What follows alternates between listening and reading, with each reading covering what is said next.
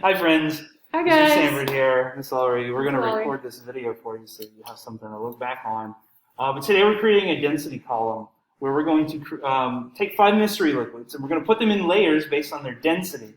And we should get nice, neat divisions because these objects have such different density. And you've probably seen this before when you mix oil and water, they always separate. To do that, we have to measure mass and volume of our liquids. So we need tools to measure our mass and volume. So the device that we're going to use for measuring our mass, that's called an electronic balance. So on your slide, you're going to write down electronic balance. And then to measure volume, we have lots of different tools that we can use to measure volume, things like graduated cylinders and beakers. But what we're going to be using today is something called a syringe. So if you have little siblings at home, you probably have seen these. I use them for my girls to dose medicine, right? This is basically just a shot without a needle. Yeah. All right. So make sure you get those typed in there. Typed in. Moving on. All right, the procedures we're going to follow, the first thing we have to do is put an empty syringe on our scale, on our balance, and we're going to tear that, meaning we're going to zero out the weight. Then we'll drop 20 milliliters of liquid and put it back on the balance.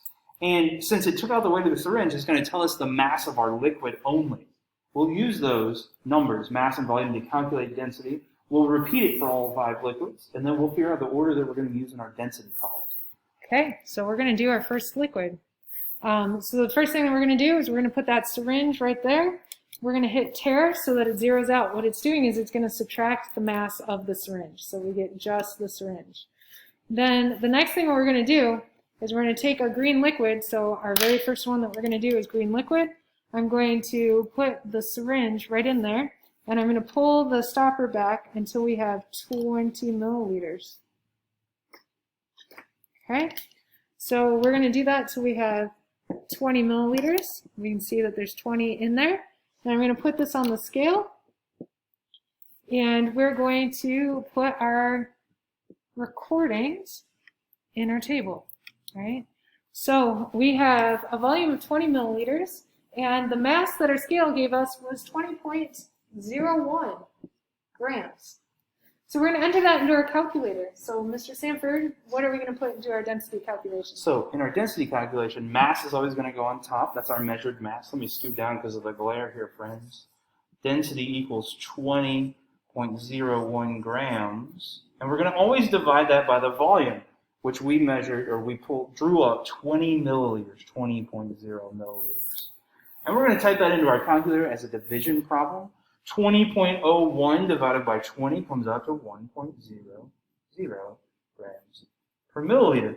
And that is the density of our green liquid. Make sure you record that right there in your notebook. And then Mr. Sanford's going to write it on the side because we're going to need these numbers later. We're going to have to look and compare all of them together in just a minute.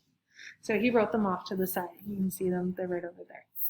Okay, so we're done with our green liquid. I'm going to set that aside, and we're going to use that later. So then we're going to go from our green liquid over to brown liquid. So the brown liquid is a little bit on the thick side, so I'm going to actually change our procedure just a little bit. So to do our brown liquid, we're going to use a beaker. So the beaker is right here. I'm going to put the beaker on the scale. I'm going to hit tear to get rid of the mass of the beaker.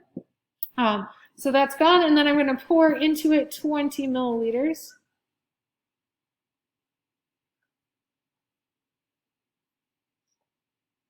Okay, so I have exactly 20 milliliters of my brown liquid, and we get a mass of 24.75. So we're going to put that in there. So it's 24.75 grams.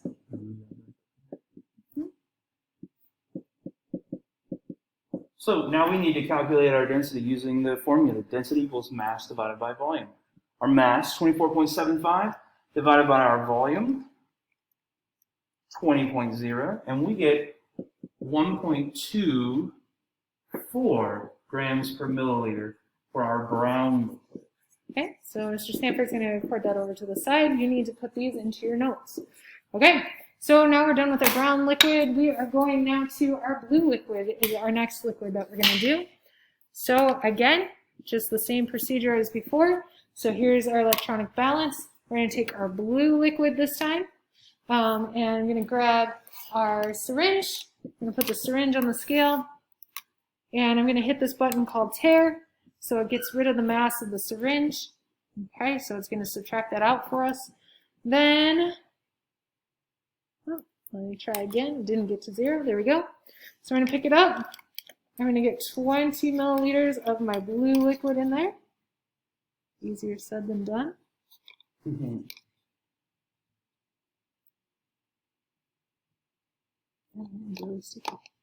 Okay, so we've got my blue liquid right here.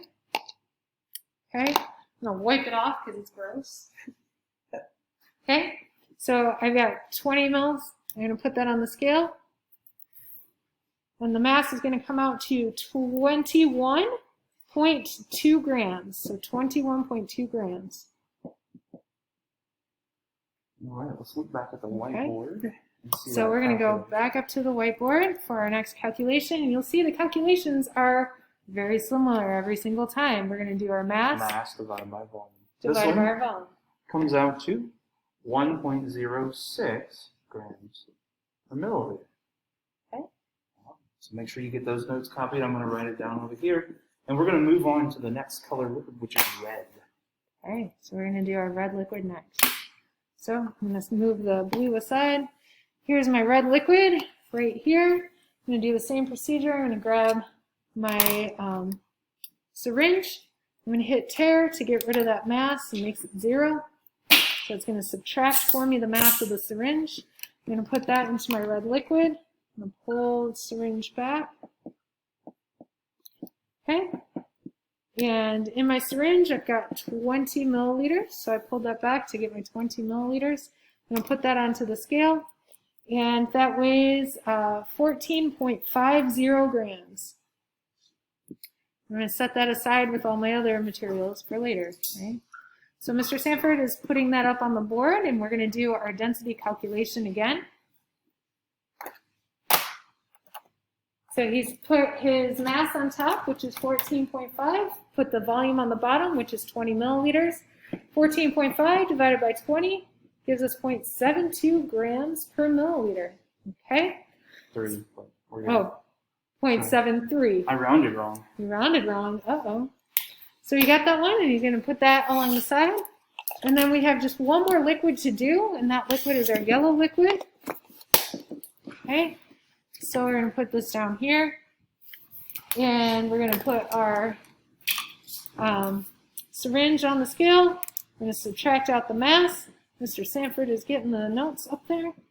And then I'm going to come over to my yellow liquid. So here's my yellow liquid right here. I'm going to pull the syringe back to 20. And I'm going to wipe it off because it's gross. Now that towel is gross. So we have that, and our mass is 18.84, it looks like. So 18.84.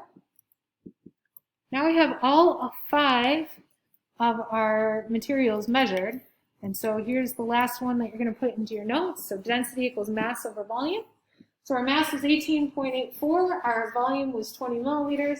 So we got 18.84 divided by 20 gives us a density of 0.94 grams per milliliter. So he wrote that off to the side. Okay. So the next thing we need to do is actually assemble our density column. So to do that, what we need to do is we're going to start with our most dense liquid, and that happens to be our brown liquid, which had a density of 1.24. So the biggest number is the most dense, and so Mr. Sanford's going to pour that in, and here comes the brown liquid. He's pouring it right down the middle and into the bottom. Super exciting stuff here, pouring liquids. Okay. Okie dokie. Okay. So you can kind of see it in the bottom there, in that little gap there. You can see it. The next dense liquid, most dense liquid, was the blue liquid at 1.06 grams. So I'm going to pour that on top of the brown liquid.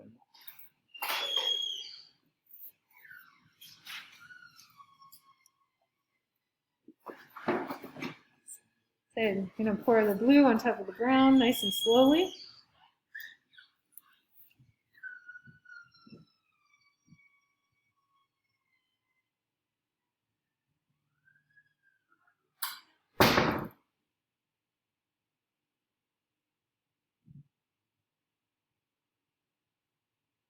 All right, and we see that we get a nice distinct layer.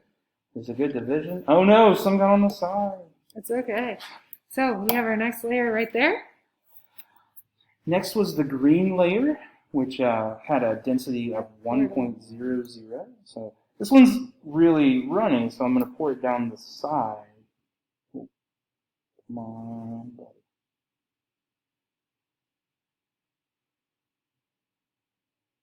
Oh, it's sticking. Yeah. I remember that last time. It'll sort itself back out. All right. So one of the cool things, actually, this is a good little mistake that happened. You can see that the green started to go down in the blue layer, and now they're separating themselves back out. So the whole reason that all these layers stack on top of each other is because each layer is less dense than the one below it. So this green layer is literally floating on top of the blue layer, just like the blue layer is floating on top of the brown layer. So we've got 3 layers going on here. We're going to add the yellow next.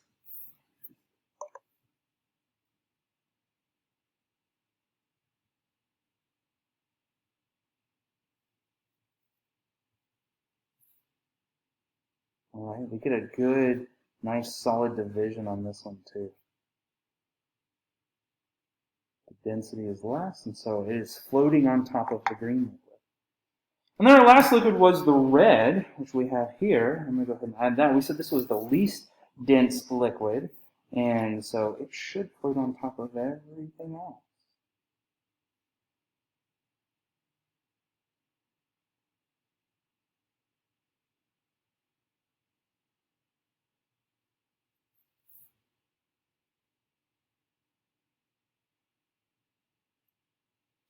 Okay, and there we go. We've got our density column with 5 nice layers, all separated. As we start at the bottom, it's most dense. As we go up to the top, it's less dense. So all of these layers are floating on top of each other. So the blue is floating on top of the brown, the green on top of the blue, the yellow on top of the green, and then the red, being the least dense, is floating at the very, very, very top.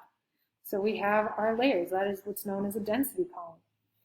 So what you're going to record in your notebook, what your prediction is, okay, is you should have written down along the side here, the top layer is red. So what we put through there, top layer is red. The next layer is our yellow.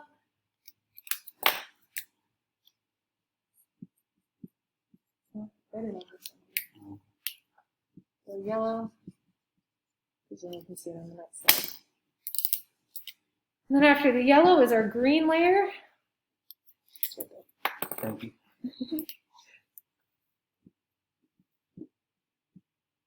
And then after the green layer, we have the blue, and then we have finally the brown.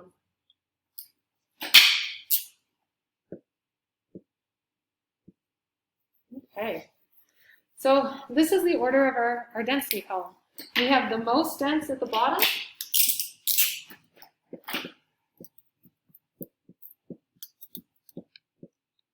So most dense is at the bottom, that's the brown.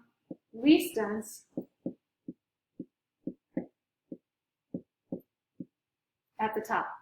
Okay, so what we're going to look at in the next one is you're going to create a particle model that's going to represent this. Yep, there's the word yellow right there. It's in the glare, but it says red, yellow, green, blue, brown. Okay, kind of rainbow color. I didn't even think about that. Close. So what you've got to do is click on each one of these colors and drag them to the right spot. And then you're going to Control-C and Control-V. You're going to copy and paste multiple circles in each layer to create this density column. And since brown is the most dense, that's where we're going to have the most particles.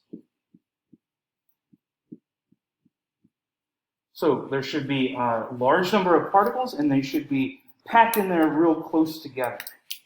The blue will be the next most dense. Oh, we draw our particles differently. Yeah, I fill mine in. And then green is less dense, so there's less particles. There's more space between them. Yellow is getting less dense, so fewer particles. And then finally, red is the least dense liquid that we had, so it should just have the fewest particles with the most space in between them. So make sure you copy and paste these dots in order to create this particle model. Okay, that So should you be in should your have notes. the most particles, the most dots at the bottom, the fewest dots at the top. Notice the most dense, the particles are closest together, and the least dense is furthest apart. Okay? So now we're going to make some conclusions about the identities of each of these liquids. Okay? So our first liquid that we have to figure out what it is our green liquid. Okay? So the green liquid had a density of 1.00. And so if I look at my table up here, I can see that means it must be water. Okay? Water has a density of 1. We had a density of 1 for the green. So that means our green liquid is water. The brown liquid has a density of 1.24 grams per milliliter. If we look through our chart, the closest one that we get to is corn syrup, and that's absolutely true. We use corn syrup for the brown liquid. Okay. The blue liquid had a density of 1.06, and if you look up here, the item that has a density of 1.06 is dish soap. So that is actually what we're dealing with, our dish soap. Our red liquid had the least dense, or the lowest density. So if we look at our chart, it gets closest to the lowest density on the chart as well, and that is rubbing alcohol.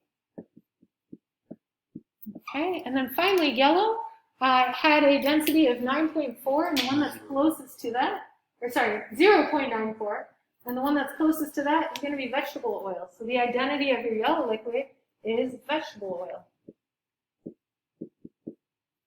Okay, so in your notes, you should have water, corn syrup, dish soap, alcohol, and vegetable oil. Those are the identities of our liquids.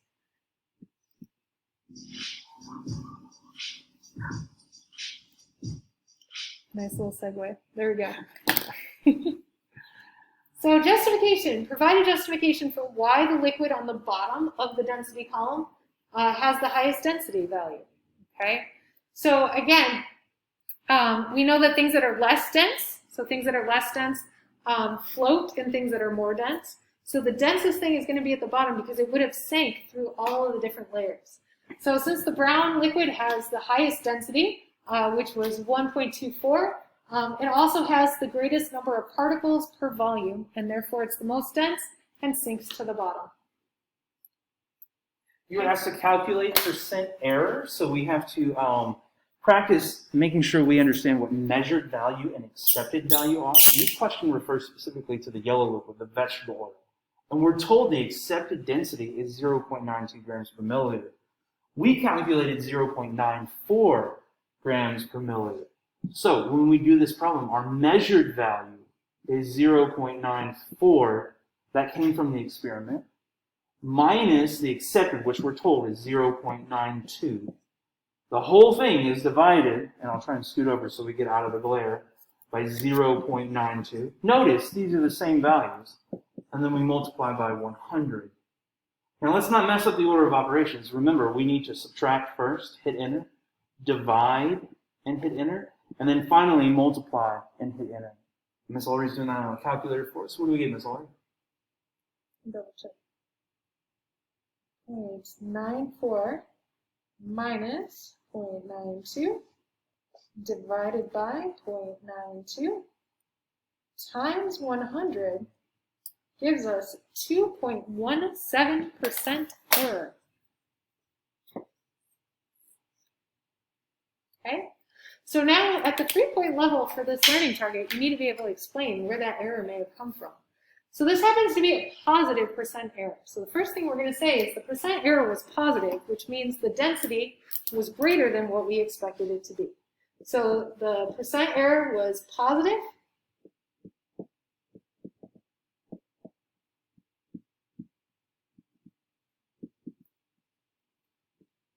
Meaning that the density was greater than expected. So we got the density to be a little bit larger than what it actually was. So what we need to think about for this is density is equal to mass divided by volume. So we need to think about what could cause the density to be bigger than it should be. So we could have had a mass that was larger than it should have been, right? And that may have come from us assuming that the volume was 20, but our volume may have been larger, so we had a bigger mass than we should have. Or what this could have been is, again, we assumed that our volume was of a certain size, and maybe it was bigger than it should have been, so we divided by a larger number. But we were assuming that it's 20. Most likely what happened was that we had slightly more than 20 milliliters in our container, which meant that our mass was bigger than it should have been, which would have caused our density to be bigger than it should have been. So we assumed that this was 20. We didn't really look at the side. We just said, oh yeah, that's totally 20 grams. Sorry, 20 milliliters. So we totally looked at that and we said, oh yeah, we're assuming that's 20 milliliters, but it may have been off by a little bit, which would have caused our mass to be too big, which would have caused our density to be too big. So we took a slightly bigger number and divided by 20 than what it actually was. A different thing that could have happened, Miss Ullrey had to wipe that one off because it was gross. There was vegetable oil all over the outside of the syringe, so maybe she didn't get it all. Maybe there was still oil on the outside of the syringe, making our mass bigger than it should have been. Absolutely. Yep. Okay. One more question, friends. Okay, our final question says, what was the purpose of this lab investigation? So the whole reason you were doing this lab is so that you could get good at your density calculations. The purpose of this lab was to determine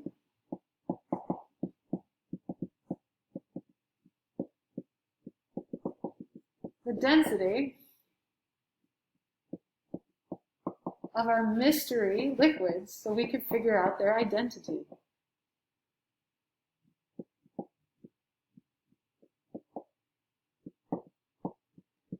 And to make a really cool density column.